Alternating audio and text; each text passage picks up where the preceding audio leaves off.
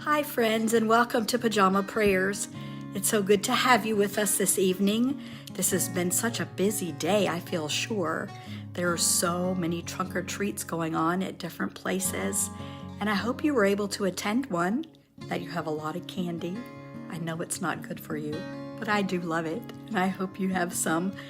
And now it's time to get on with our show. We have a great lineup for you tonight, so thanks for being here. We're going to start tonight's show off with a hidden pictures puzzle.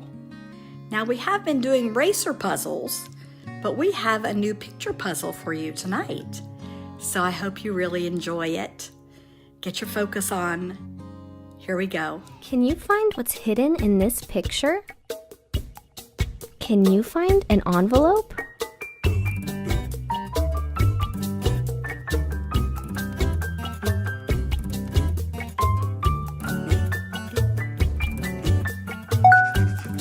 Do you see a mouse?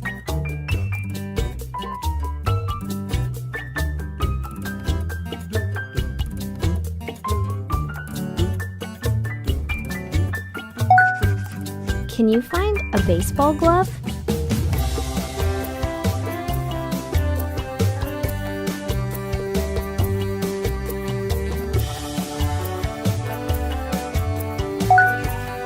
Can you find a kite?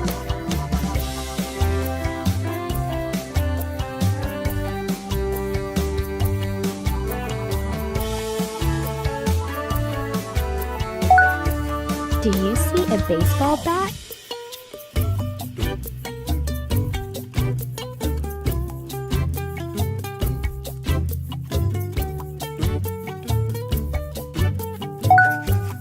Can you find a book?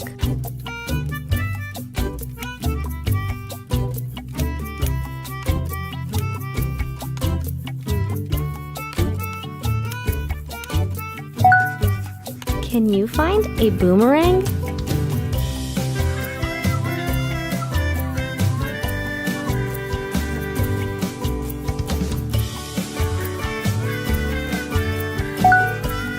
Can you find the button?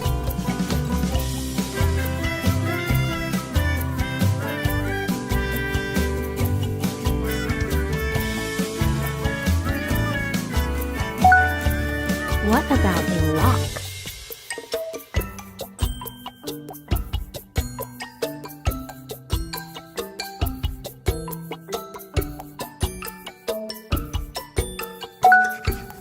Can you find the flying saucer?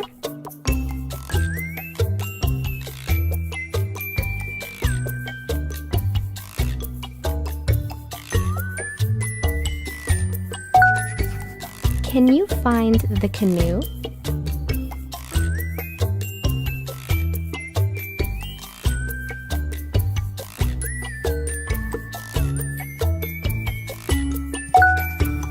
Can you find a party hat?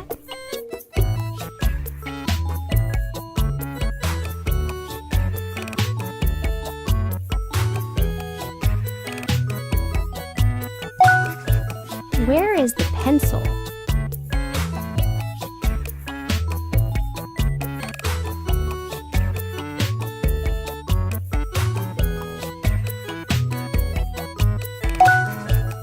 Where is the fish?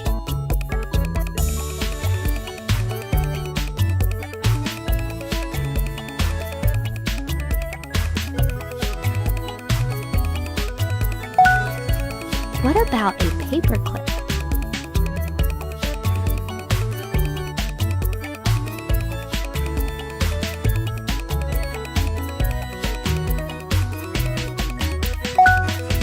Can you find a sailboat?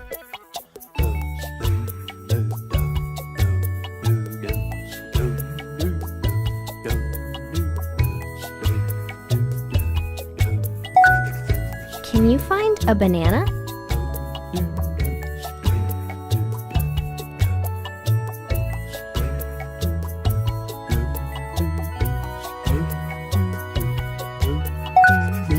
Do you see a bell?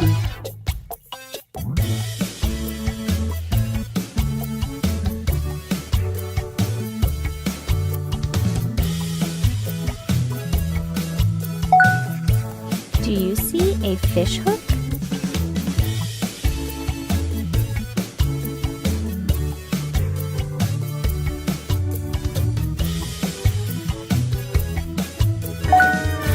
Can you find a spoon?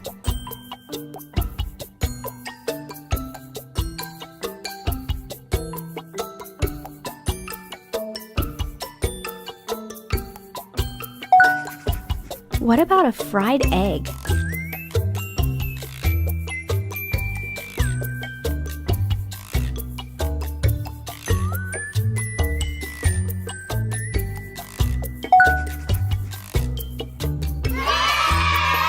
Good job! Which items did you have the most trouble finding, boys and girls? I had trouble with the ones that were gray. For example, the lock. Took me a while to find that one. And then the spoon that was up in the tree. I looked and looked and looked for that one as well. And a couple of others. But I still had fun. I hope you did too. And now it's time for our story. The title of our story for tonight is The Pumpkin Patch Parable. Do you know what a parable is? I like to say it's an earthly story with a heavenly meaning, and this story qualifies. So let's get ready and watch and listen to the story. Are you ready? The Pumpkin Patch Parable by Liz Curtis Higgs. See that big red barn and those rolling green fields? That's where the farmer lives, way out in the country. It's so far out that the streets don't even have stop signs. The farmer grows lots of different things in those fields. He grows tall green corn and big red tomatoes, long yellow squash, and little green peas. People eat that stuff for dinner. The best vegetables the farmer grows are pumpkins. They start out as flat, oval seeds almost as big as raisins. One hot June day, soon after school let out, the farmer planted pumpkin seeds, just like he did every summer. Well, the seeds disappeared into the ground in nice, neat rows and grew there in the dark all through the summer. Early one morning, a tiny green shoot quietly poked its way out of the soil. Soon, a long, green vine stretched across the ground. From that vine, little buds sprouted into wide green leaves. The leaves spread out flat to catch the August sun. Someday, those little green buds would turn into big orange pumpkins. But not yet.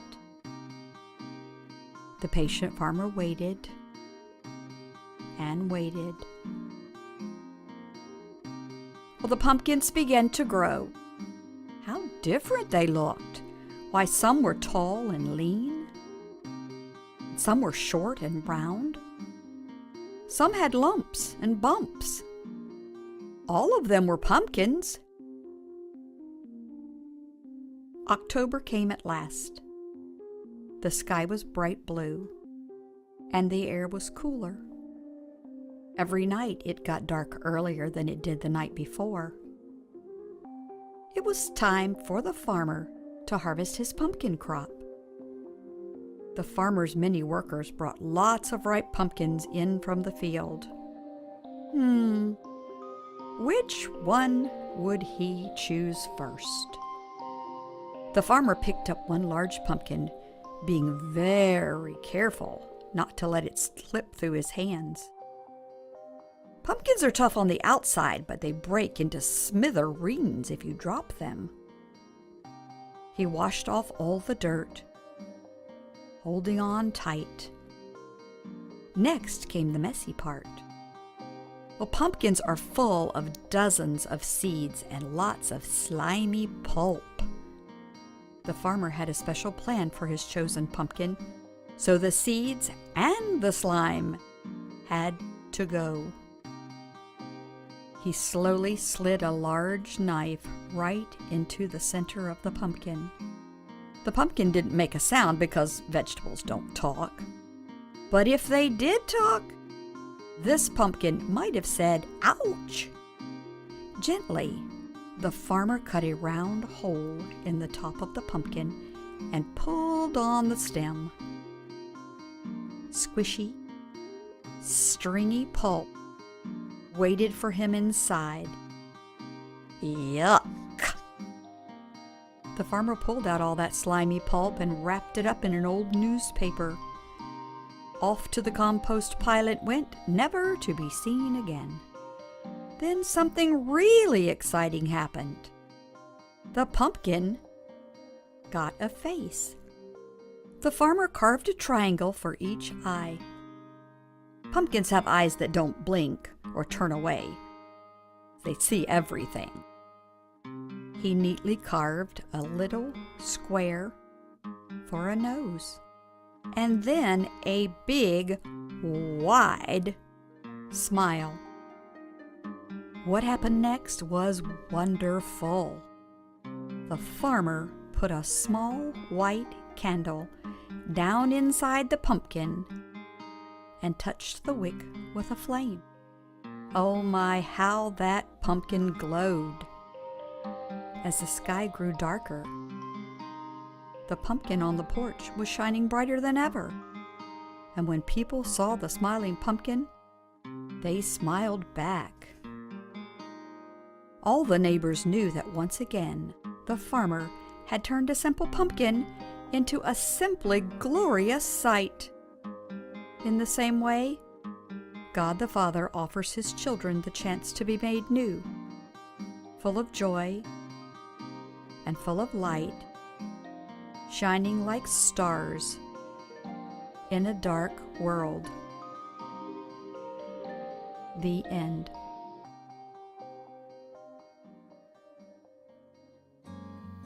As you were listening to our story tonight, I'm wondering, did you have a favorite part? I keep thinking about the part where he reached in and took all the gooey stuff out and then put a light in so that then the pumpkin could shine. That was pretty cool, wasn't it? Do you know there's a verse in the Bible that talks about us letting our light shine? It's found in Matthew chapter 5 and verse 16. And this is what that verse says: "Let your light shine." It's talking about us letting Jesus shine through us so that when people see us, they see His love. Well, we have come to the end of our show now. I hope this week that you will let your light shine really bright for Jesus. And when people see you, they will know that you love Him. Turn to someone there with you and say, "You are worth more than you know, capable of more than you think, and loved more than you can imagine." Good night.